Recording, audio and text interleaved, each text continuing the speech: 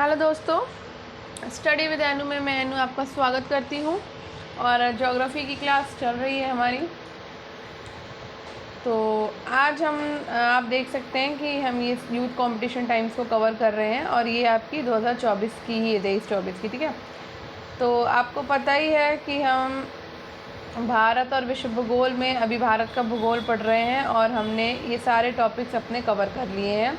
तो सामान्य परिचय हम कवर कर चुके हैं, पर्वतीय, पठारी और मैदानी क्षेत्र कवर कर चुके हैं, अपवाह तंत्र को पढ़ चुके हैं हम। ठीक है, इसके साथ साथ हम तटीय भाग और द्वीप समूह पढ़ चुके हैं, प्रमुख घाटियाँ और जलप्रपात झीलें पढ़ चुके हैं, भारत के प्रमुख दर्रे पढ़ चुके हैं, मानसून वर्षा पढ़ चुके हैं, वन पढ़ चुके हैं और आज हम पढ़ने वाले हैं प्राकृतिक आपदाएं। ठीक है, तो आज हम ये वाला टॉपिक पढ़ेंगे। तो अगर वीडियो ज़्यादा बड़ा नहीं हुआ तो हम एक टॉपिक और कवर करेंगे और अगर लंबा होता है तो एक ही टॉपिक करके फिर वाइंड अप कर देंगे। ठीक है, जैसा कि आपको पता है कि मैं टाइम के अकॉर्डिंग ही आपको कराती हूँ। तो चलिए टाइम वेस्ट ना करते हुए हम अपने टॉपिक पे आगे बढ़ते हैं। पर आगे बढ़ने से पहले मैं यही कहूँगी कि अगर आप मेरे चैनल यानी कि स्टडी विद एनु पे नए हैं तो चैनल को सब्सक्राइब करना बिल्कुल ना भूलें और बेल आइकन को प्रेस ज़रूर करें ताकि मेरे आगे आने वाले सभी वीडियोस की नोटिफिकेशन आपको मिलती रहे। धन्यवाद। चलिए अब आगे बढ़ते हैं और अपना टॉपिक कवर करते हैं फटाफट। तो ये एक आपका क्विक रिवीजन चल रहा है, पीवाईक्यू फॉर्म चल रहा है, सॉल्व पेपर से चल रहा है। तो आप देख ही सकते हैं मैं बहुत फास्ट फॉरवर्ड करा रही हूँ। ये थ्योरी बेस्ड क्लास बिल्कुल नहीं है। थ्योरी बेस्ड क्लासेस आपको देखनी है तो वो आपको मेरे द्वारा अभी एनवायरनमेंट की कराई जा रही है थ्योरी बेस्ड। लेकिन थ्योरी में भी उसमें भी मैं बहुत क्रीम करा रही हूँ क्योंकि एग्ज़ाम पास है। तो जितना ज़्यादा मैं क्रीम करा सकती हूँ, मतलब आपको जितना ज़्यादा इंपॉर्टेंट प्रोवाइड करा सकती हूँ, तो मैं वैसी थ्योरी बेस्ड क्लास करा रही हूँ। तो आप उसको देख सकते हैं। तो अभी एनवायरनमेंट मेरी चल रही है और वो जल्दी ख़त्म भी होने वाली है। तो एनवायरनमेंट के पार्ट्स आपके चल रहे हैं और बहुत जल्दी वो मैं फिनिश कर दूँगी और उसके बाद कोई ना कोई टॉपिक कोई ना कोई सब्जेक्ट फिर से शुरू कर दूँगी। तो मैं बहुत फास्ट फॉरवर्ड में कराऊँगी, फटाफट आपका हो जाएगा। ठीक है, तो ये पीवाईक्यू फॉर्म भी चलता रहेगा और अगर थ्योरी देखनी है तो आप अभी एनवायरनमेंट से स्टार्ट कर सकते हैं। इसके साथ साथ मेरे द्वारा जितने भी आपको सब्जेक्ट्स कराए जा रहे हैं वो सभी आपको प्लेलिस्ट में मिलेंगे। साथ साथ क्रॉनिकल सीरीज़ आपको मिल जाएगी मई मंथ की, अप्रैल मंथ की और मार्च की मैं स्टार्ट कराने वाली हूँ। ठीक है, तो वो करंट भी आप पढ़ सकते हैं। तो चलिए टाइम ज़्यादा वेस्ट हो रहा है, अब फटाफट से हम अपना पढ़ाई शुरू करते हैं। चलिए स्टार्ट करते हैं। तो हम पहुंच गए हैं नेचुरल डिजास्टर्स पे। ठीक है, तो स्टार्ट करो भाई फटाफट से। एक सेकंड। तो आप देख सकते हो यहाँ पे जोन दिए हुए हैं। ठीक है, जोन 5th जोन है ना, 4, 2, 3 और 5। ठीक है, जोन 2, 3, 4, 5 दिए हुए हैं, इसमें जोन दिए हुए हैं आपके। तो जो प्राकृतिक आपदाएं हैं वो 4 जोन दिए हुए हैं इसके, 2, 3, 4, 5। ठीक है, तो पहले जोन 2 देख लेते हैं, यानी ये वाला है ना। तो ये आप देखो, ये आपका कौन सा क्षेत्र पड़ता है, आप भी थोड़ा सा आइडिया लगाइए। तो भाई ये प्लस वाला जितना मार्क है ये आया आपका। तो आप देख सकते हो ये आपका तमिलनाडु है ना, आंध्र प्रदेश, तेलंगाना वाला क्षेत्र है, ये वाला पार्ट। ठीक है, थोड़ा सा यहाँ पे भी है और इधर आप देख सकते हो थोड़ा सा राजस्थान वाला और मध्य प्रदेश के क्षेत्र में भी थोड़ा सा है ये आप ऊपर देख सकते हो। इधर आप देख सकते हो पूरा है ना, ये आपका लद्दाख, जम्मू कश्मीर, पंजाब, हिमाचल प्रदेश, उत्तराखंड है ना, ये उत्तर प्रदेश, बिहार, ये सारा लिया हुआ है। देखो इधर सिक्किम विक्किम का क्षेत्र लिया है, पश्चिम बंगाल का थोड़ा क्षेत्र लिया हुआ है, इधर उड़ीसा का भी क्षेत्र लिए रखा है। ठीक है, तो यहाँ पर आपका ये जोन 2 आ जाता है। ठीक है, अब बात करते हैं जोन 3 की। जोन 3 आपका कहाँ पर है, तो आप जोन 3 देख सकते हो कि जोन 3 आपका कहाँ पर फैला हुआ है। तो ये देखो, ये वाला केरल वाला पार्ट हो गया आपका, महाराष्ट्र का पार्ट हो गया। ठीक है, थोड़ा मध्य प्रदेश का, छत्तीसगढ़, झारखंड है ना, इधर गुजरात का एरिया। यहाँ पे देखो गुजरात में भी आपका ये जोन 2 वाला पार्ट था, 3 वाला पार्ट हम देख रहे हैं फ़िलहाल अभी। ठीक है, तो इतने एरिया आपका राजस्थान पे भी है, थोड़ा पार्ट है। तो ये सारा जो है इधर जोन 3 आ गया। ठीक है, अब जोन 4 देख लेते हैं। तो जोन 4 आपका ये इधर है, सॉरी जोन 4 ये है आपका, है ना, ये है जोन 4, मैंने गलत वो कर दिया था, ठीक है। जोन 4 ये है इधर, ये वाला, ये मैंने गलत बोल दिया आपको उस टाइम। जोन 4 आपका ये हो गया, ये इधर देखो गुजरात के पास जोन 4 है आपका। ये ऊपर वाला पार्ट भी मैंने गलत बोला उस समय, ये जोन 4 में आता है भाई, मैंने गलत बोला, वो प्लस और मल्टीपल वाला मार्क देख के ध्यान दीजिए, ठीक है। तो जोन 4 हो गया ये वाला आपका पार्ट। जोन 5 आप देख सकते हो बीच बीच में है, तो ये जम्मू कश्मीर लद्दाख वाले पार्ट में, यहाँ पे थोड़ा सा जोन 5 का पार्ट है, इधर थोड़ा जोन 5 का पार्ट है, ये इधर अरुणाचल प्रदेश, असम, मणिपुर, मेघालय, है ना, इन सब में आपका जोन 5 का पार्ट, थोड़ा सा यहाँ गुजरात की तरफ भी आपका जोन 5 का पार्ट है, ठीक है। तो अब देख लिया हमने, तो अब हम इनको आराम से ना पढ़ेंगे कि ये कैसे कैसे बटे हुए हैं और कहाँ कहाँ पर ये है। तो ये हमने एक रफली आइडिया ले लिया अपना से नक्शे के थ्रू। तो अब चलो पढ़ते हैं, ठीक है। 4 भूकंपी जोन जो बांटे गए हैं उनके बारे में पढ़ते हैं। राष्ट्रीय आपदा प्रबंधन संस्थान ने भारत में आए 1200 भूकंपों का गहन विश्लेषण किया और भारत को निम्न 4 भूकंपी क्षेत्रों में बांटा है। भूकंप जोन और प्रभावित क्षेत्र, ठीक है। 1200 भूकंपों का विश्लेषण करने के बाद भारत को 4 भूकंपी क्षेत्रों में बांट दिया गया, ठीक है। आज पेन कर लेते हैं चेंज, बहुत दिन से यही वाला पेन चल रहा है तो चेंज करते हैं भाई, चलो। सॉरी, भूकंप जोन, तो भूकंप जोन सेकेंड, तो फर्स्ट सेकेंड ये न्यूनतम प्रभाव क्षेत्र है आपका, ठीक है। तो इसमें भूकंप तीव्रता आपकी 6 या कम होती है उससे, ठीक है, 6 या उससे कम होती है। तो दक्षिण पूर्वी राजस्थान में ये आपको मिल जाएगा, पश्चिमी मध्य प्रदेश में, ठीक है, छत्तीसगढ़ में, उड़ीसा, पश्चिमी उड़ीसा, आंध्र का अधिकांश पश्चिमी और मध्यवर्ती भाग, कर्नाटक का अधिकांश क्षेत्र आदि शामिल है, ठीक है। इसका कुल क्षेत्रफल कितना है भाई इस जोन में? 43% है। जोन 3 जो है वो मध्यम प्रभाव का क्षेत्र है। उत्तर प्रदेश का मध्यवर्ती और दक्षिणी पूर्वी भाग, बिहार और पश्चिम बंगाल का जो आपका मैदानी क्षेत्र है, भूकंपी तीव्रता 8 के अंतर्गत आता है, ठीक है।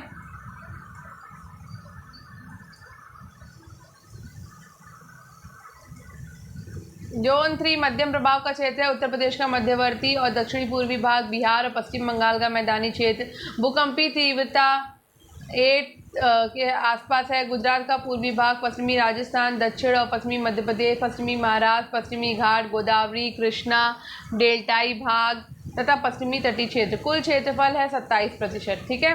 जोन 4 अधिक प्रभाव का क्षेत्र है। सिक्किम, बिहार, उत्तरी बंगाल, हुगली, डेल्टा, उत्तर प्रदेश का उत्तरी और पश्चिमी भाग, दिल्ली, उत्तरी हरियाणा, पंजाब, जम्मू कश्मीर, पश्चिम में काठियावाड़ तट से लेकर राजस्थान के दक्षिण पश्चिमी भाग का अर्धचंद्राकार आकृति में फैला क्षेत्र, कोंकण तट का दक्षिणी भाग, भूकंपी तीव्रता 8, कुल क्षेत्रफल है 18%।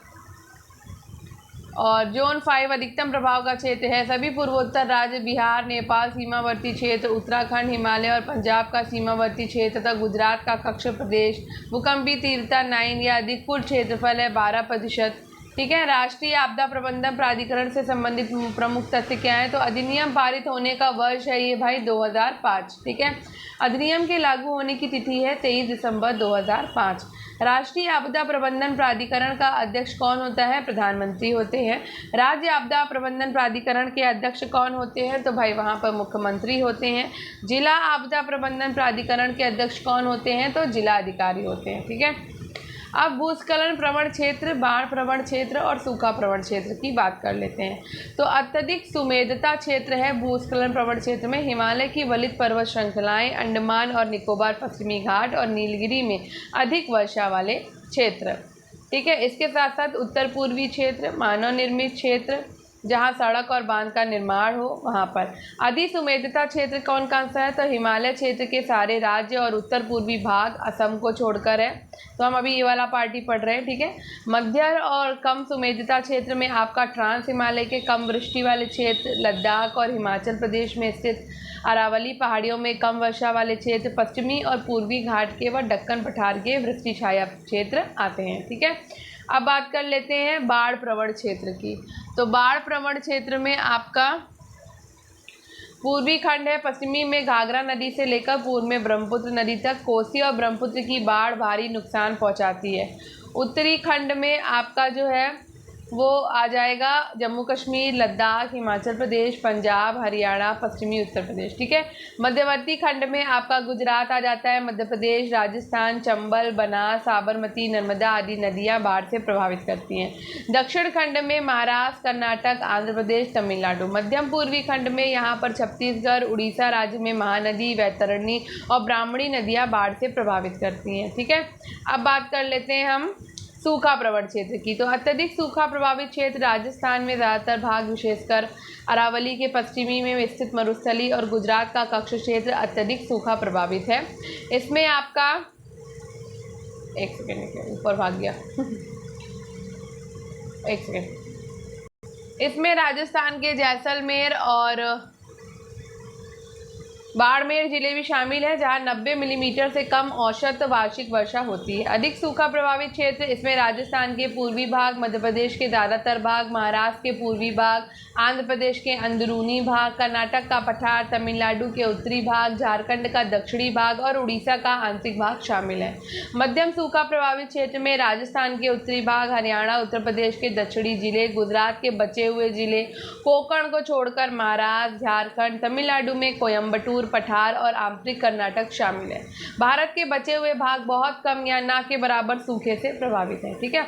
आप इसके PYQ कर लेते हैं। ठीक है। तो राष्ट्रीय आपदा प्रबंधन प्राधिकरण का गठन कब हुआ था? तो राष्ट्रीय आपदा प्रबंधन प्राधिकरण का गठन 2005 में हुआ।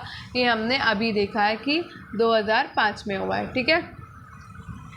तो भारत की संसद के द्वारा आपदा प्रबंधन अधिनियम 2005 में पारित किया गया और इस अधिनियम को 27 दिसंबर 2005 को भारत सरकार के द्वारा आपदा प्रबंधन अधिनियम लागू किया, जिसमें प्रधानमंत्री की अध्यक्षता में राष्ट्रीय आपदा प्रबंधन प्राधिकरण NDMA और राज्यों के लिए मुख्यमंत्रियों की अध्यक्षता में राज्य आपदा प्रबंधन प्राधिकरण SDMA के विनिर्माण की परिकल्पना की गई, ताकि भारत में आपदा प्रबंधन के लिए समग्र और एकीकृत कार्यविधि लागू की जाए। भारत के प्रधानमंत्री की अध्यक्षता में NDMA भारत में आपदा प्रबंधन के लिए शीर्ष निकाय है। NDMA का गठन, तो केंद्र में प्रमुख होता है प्रधानमंत्री, राज्य में आपका प्रमुख होगा मुख्यमंत्री और जिले में आपका जो प्रमुख होता है वो जिलाधिकारी होता है। अभी हम देख चुके हैं। ठीक है। आगे बढ़ते हैं। भारत की संसद के द्वारा आपदा प्रबंधन अधिनियम कब पारित हुआ? तो ये 2005 में पारित हुआ था। ठीक है। भारत में आपदा प्रबंधन के लिए राष्ट्रीय आपदा प्रबंधन डिवीज़न गृह मंत्रालय में एक नोडल डिवीज़न है। राष्ट्रीय आपदा प्राधिकरण का प्रदेन अध्यक्ष कौन होता है? तो अभी हमने क्या पढ़ा? प्रधानमंत्री होता है। ठीक है। राष्ट्रीय आपदा प्रबंधन प्राधिकरण की अध्यक्षता किसके द्वारा की जाती है? तो भारत के प्राइम मिनिस्टर के द्वारा की जाती है, यानी कि प्रधानमंत्री के द्वारा। राज्य आपदा प्रबंधन का अध्यक्ष कौन होता है? तो भाई चीफ मिनिस्टर होता है, यानी कि मुख्यमंत्री होते हैं। नेक्स्ट, जो भारत में सबसे अधिक भूस्खलन प्रवण क्षेत्र है वो कौन सा है? तो भूस्खलन प्रवण क्षेत्र आपका हिमालय और उत्तर पूर्वी क्षेत्र है। ठीक है। भारत में भूस्खलन के 3 प्रमुख क्षेत्र हैं, हिमालय एवं उत्तर पूर्वी पहाड़ी क्षेत्र, जो कि आपका अभी ऑप्शन में दिया हुआ था। ठीक है। फिर है पश्चिमी घाट और तीसरा है आपका दक्षिणी पठार, जिसमें हिमालय एवं उत्तर पूर्वी पहाड़ी सबसे अधिक भूस्खलन प्रवण क्षेत्र के अंतर्गत आते हैं, जिसे अत्यधिक प्रवण क्षेत्र भी कहा जाता है। इसके अलावा अन्य क्षेत्र मध्यम या कम प्रवण क्षेत्र के अंतर्गत शामिल किए जाते हैं। ठीक। आगे बढ़ते हैं।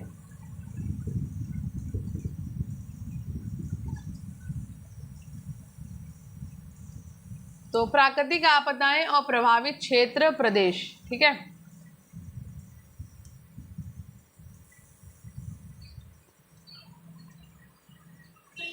एक सेकेंड।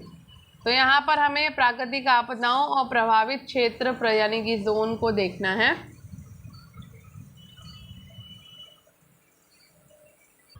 चलिए मिलान कर लेते हैं भाई। तो बाढ़ जो है वो आपकी आती है ये उत्तर प्रदेश और बिहार के मैदानों में, ठीक है। बाढ़ का क्षेत्र आपका उत्तर प्रदेश और बिहार का मैदान है। भूकंप आपको हिमालय क्षेत्र में मिल जाएंगे, ठीक है। ड्रॉट आपको मिल जाएंगे पश्चिम और मध्य भारत, यानी सूखा जो है वो पश्चिम और मध्य भारत के क्षेत्र में मिल जाएगा। सुनामी आपको भारत के दक्षिणी तटीय क्षेत्र में मिल जाएगी, ठीक है। अब आगे बढ़ते हैं। तो ये देख लीजिए इसी तरीके से मिलान हुआ है, ठीक है। भारत में बाढ़ नियंत्रण के लिए राष्ट्रीय बाढ़ नियंत्रण कार्यक्रम NFCP लॉन्च किया गया किस साल में, बताइए। तो ये आपका लॉन्च किया गया है 1954 में, ठीक है। तो 1954 में लॉन्च हुआ है। तो 1954 की भीषण बाढ़ के बाद सरकार ने एक राष्ट्रीय बाढ़ प्रबंधन कार्यक्रम की घोषणा 1954 में की। ये कार्यक्रम 3 चरणों में विभाजित किया गया था, तत्कालिक, अल्पकालिक और दीर्घकालिक। तत्कालिक बाढ़ प्रबंधन बाढ़ से संबंधित आंकड़ों का संकलन तथा आपातकालीन बाढ़ सुरक्षा उपायों तक सीमित है। अल्पकालीन चरणों में कुछ चुने हुए क्षेत्रों में नदियों के किनारे तटबंधों का निर्माण किया जाता है, जबकि दीर्घकालिक चरण में वर्षा के पानी का भंडारण, नदियों व सहायक नदियों पर जलाशयों के निर्माण कार्य आदि किए जाते हैं। 1976 में भारत सरकार के द्वारा एक राष्ट्रीय बाढ़ आयोग का गठन किया गया, ठीक है। नेक्स्ट है, कौन सा भारत का निम्नलिखित में से कौन सा क्षेत्र उच्च तीव्रता की भूकंपीय मेखला में नहीं आता। तो भाई हिमाचल प्रदेश तो आपका आता है। अब कक्ष उत्तरांचल और कर्नाटक पठार में बताओ कि कौन सा नहीं आता। तो यहाँ पे मैं आपको बता दूँ, यहाँ पर आपको कर्नाटक का पठार नहीं आता है, ठीक है। कर्नाटक का पठार प्रायद्वीपीय भारत का हिस्सा है। तो एक ये जो हिस्सा है प्रायद्वीपीय भारत का, वो एक स्थिर और दृढ़ स्थलखंड है, ठीक है। यहाँ पर भूकंप का प्रभाव सबसे कम होता है, इसी कारण इसे न्यूनतम प्रभावित क्षेत्र कहते हैं। कर्नाटक के पठार को क्षति जोखिम के परिणाम के आधार पर जोन 2 में यानी कि न्यूनतम प्रभाव क्षेत्र के अंतर्गत शामिल किया जाता है। भारत के भूकंपीय क्षेत्रीकरण मानचित्र के अध्ययन संस्करण के अनुसार भारत के भूकंप जोन 1 और जोन 2 को एक ही में समाहित कर अब जोन 2 का निर्धारण किया गया है। इस प्रकार अब देश को 4 भूकंपीय क्षेत्रों में विभाजित कर दिया गया है। पूर्व में 5 क्षेत्रों में विभक्त था ये, ठीक है। भूकंप जोन 2 तो न्यूनतम प्रभाव क्षेत्र ये भी हम पढ़ चुके हैं, ठीक है। जोन 3 में कौन कौन आता है, तो भाई यूपी का हिस्सा आपका जोन 3 में आता है, ठीक है। हम यूपी वासी हैं तो यूपी देखेंगे भाई कहाँ पर आता है हमारा यूपी, ठीक है। फिर आपके जोन 5 जो है वो अधिकतम है, तो यह आपका बिहार का क्षेत्र है, नेपाल है, उत्तराखंड है, हिमालय, पंजाब, गुजरात, ये सब आपका जोन 5 में आता है, ठीक है। भारत का निम्नलिखित में से कौन सा क्षेत्र भूकंप के सामान्य खतरे की आशंका वाला क्षेत्र है। तो भाई सामान्य खतरे की आशंका वाला क्षेत्र है आपका दक्षिण पूर्वी राजस्थान, ठीक है। नेक्स्ट, भारत को कितने भूकंपीय जोखिम अंचलों में विभाजित किया गया है। तो ये विभाजित कितने किया गया है, 4 में, ठीक है। और पहले कितने थे, तो 5 थे, ठीक है। तो जोन कैसे बनाए गए हैं, 2, 3, 4 और 5। 5 आपका सबसे हाईएस्ट है अधिकतम और 2 आपका सबसे लोवेस्ट है, ठीक है, ये याद रखिए। नेक्स्ट, भारतीय उपमहाद्वीप का उत्तर पश्चिमी प्रदेश भूकंप ग्रहणशील है, जिसका कारण क्या है, तो इसका कारण है प्लेट टेक्टोनिक एक्टिविटी, यानी कि प्लेट टेक्टोनिक क्रियाएं, ठीक है। प्लेट टेक्टोनिक क्रिया के कारण भारतीय उपमहाद्वीप का उत्तर पश्चिम प्रदेश भूकंप ग्रहणशील है। भारतीय प्लेट और यूरेशियन प्लेट के टकराने से भारतीय उपमहाद्वीप के उत्तर पश्चिम में भूकंप आते हैं। ये क्षेत्र विनाशात्मक प्लेट किनारों पर अवस्थित है। बंगाल की खाड़ी के तटवर्ती क्षेत्र में चक्रवात क्यों अधिक आते हैं। तो भाई चक्रवात इसलिए अधिक आते हैं क्योंकि बंगाल की खाड़ी में अधिक गर्मी होती है, इसलिए वहाँ पर चक्रवात अधिक आते हैं, ठीक है। तो बंगाल की खाड़ी में अधिक ताप के कारण बने निम्न वायुदाब के कारण अधिक चक्रवात आते हैं, जो कुल चक्रवात का लगभग 80% है, जबकि 20% चक्रवात पश्चिमी तट पर आते हैं। वायुमंडल में मिलने वाले पवन विक्षोभों को चक्रवात के नाम से जाना जाता है, जो वास्तव में निम्न वायुदाब के क्षेत्र होते हैं और जिनके चारों ओर केंद्रीय समवायुदाब रेखाएं पाई जाती हैं। इनमें अंदर से बाहर की ओर आने पर वायुदाब क्रमशः बढ़ता जाता है। चक्रवात पाया गोलाकार होते हैं, अंडाकार होते हैं अथवा अंग्रेजी भाषा के वी अक्षर के आकार के होते हैं, ठीक है। नेक्स्ट, भारत का सबसे अधिक बाढ़ग्रस्त राज्य क्या है? तो भारत का सबसे अधिक बाढ़ग्रस्त राज्य है बिहार। ठीक है, भारत का सबसे अधिक बाढ़ग्रस्त राज्य आपका बिहार है, जिसका कारण है कोसी नदी का बहना। कोसी एक ऐसी नदी है जो निरंतर मार्ग का परिवर्तन करती है, जिससे बाढ़ की विभीषिका बढ़ जाती है, यानी कि बाढ़ जो है के चांसेस बढ़ते हैं। इसके अतिरिक्त बागमती, गंडक, कमला और अन्य छोटी नदियां बिहार में बाढ़ का कारण बनती हैं। ठीक है, नेक्स्ट यहाँ पर कथन और कारण दिया है, तो भाई कथन और कारण को अच्छे से पढ़ लेते हैं। ठीक है, फिर आगे बढ़ते हैं। तो चलिए इसको पढ़ लेते हैं। महाराष्ट्र में कोयना क्षेत्र के निकट अधिक भूकंप प्रभावित होने की संभावना है। तो बिल्कुल बात सही है। ठीक है, कोयना बांध एक पुराने भ्रंशतल पर अवस्थित है जो कोयना जलाशय में जल स्तर के परिवर्तन के साथ अधिक सक्रिय हो सकता है। ये भी बात एकदम सही है। तो भाई कथन और कारण दोनों सही हैं और दोनों एक दूसरे की व्याख्या भी कर रहे हैं। ठीक है, नेक्स्ट पहुँचते हैं। देखिए, ठीक है, महाराष्ट्र राज्य का कोयना क्षेत्र निकट भविष्य में अधिक भूकंप प्रभावित होगा। इसका कारण कोयना बांध एक पुराने भ्रंशतल पर अवस्थित है जो कोयना जलाशय में जल स्तर के परिवर्तन के साथ अधिक सक्रिय हो सकता है। जल स्तर के परिवर्तन से विवर्तनिकी के सिद्धांत के अनुसार भारतीय प्लेट के ऊपर हल्की प्लेट विक्षेपित हो जाएगी, जिससे भूकंप आ सकता है। निम्नलिखित राज्यों में किसमें सर्वाधिक प्राकृतिक आपदाएं आती हैं? तो सबसे ज़्यादा प्राकृतिक आपदाएं जो आती हैं वो उड़ीसा में आती हैं। ठीक है, सर्वाधिक प्राकृतिक आपदाएं उड़ीसा राज्य में आती हैं, क्योंकि उड़ीसा जो है वो बंगाल की खाड़ी के तट पर अवस्थित है। बंगाल की खाड़ी में चक्रवात एवं प्रति चक्रवात की दशाओं के कारण उड़ीसा राज्य को बाढ़ एवं अकाल का सामना आए दिन करना पड़ता है।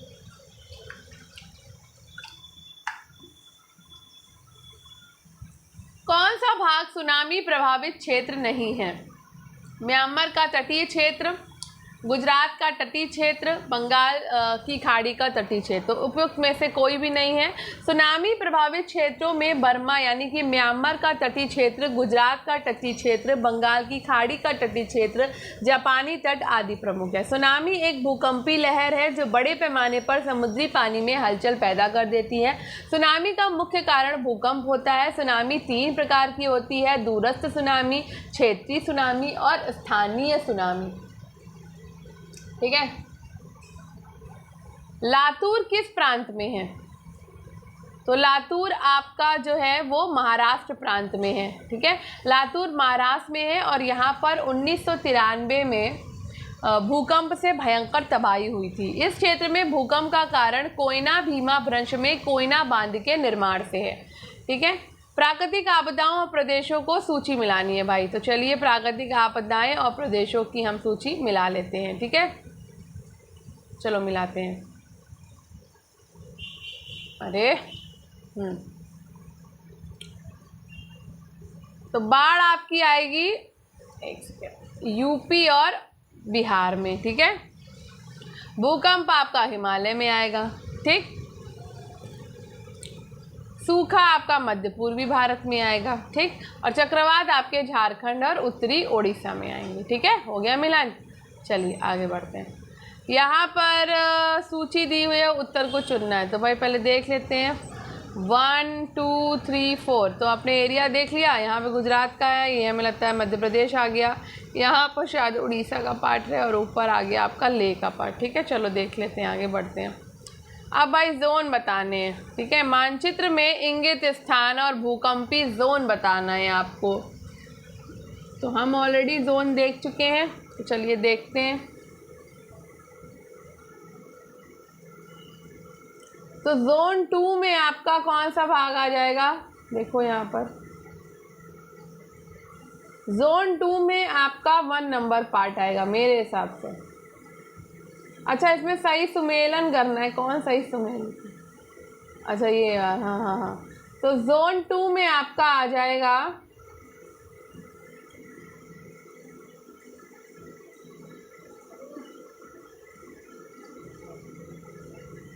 वन वाला पार्ट। ठीक, यानी मध्य भारत जो मैंने आपको बताया। ठीक है, उसके बाद 2 वाला पार्ट जो है, जो कि आपका कहाँ पर है, एक बार फिर से देख लेते हैं मैं आपको। जोन 2 का पार्ट है यहाँ नीचे, ठीक है। तो जोन 2 का जो पार्ट है वो आपका आ जाएगा,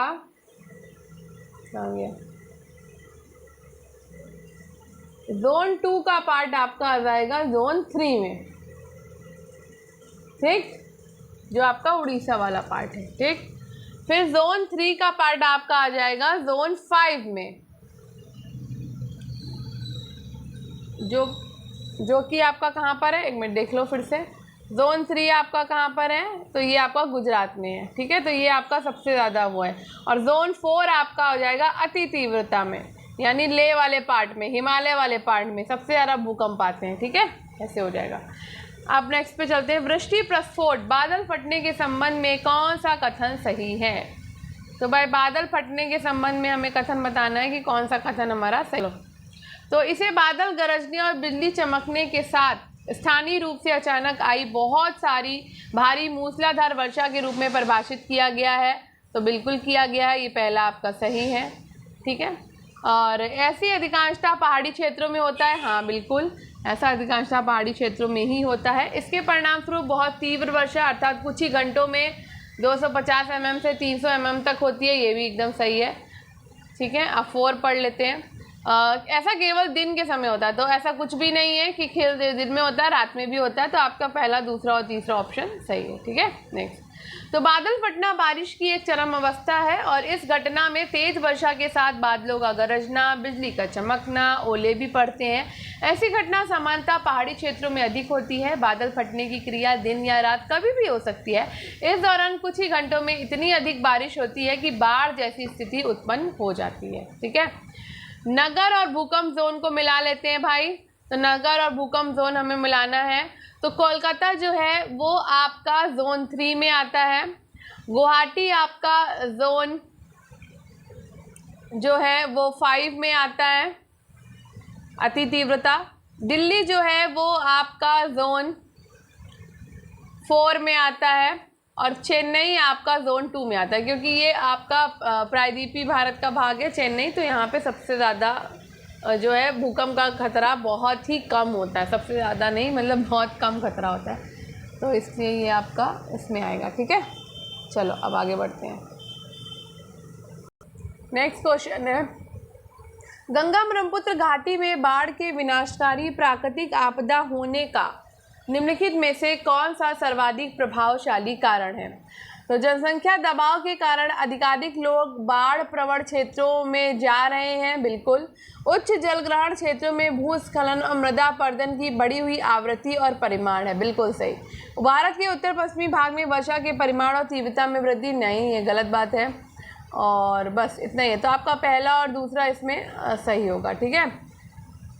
तो गंगा ब्रह्मपुत्र घाटी में बाढ़ के विनाशकारी प्राकृतिक आपदा होने का सर्वाधिक प्रभावशाली कारण जनसंख्या दबाव के कारण अधिकाधिक लोगों का बाढ़ प्रवण क्षेत्र में रहना और उच्च जलग्रहण क्षेत्रों में भूस्खलन और मृदा अपरदन की बढ़ी हुई आवृत्ति और परिमाण है।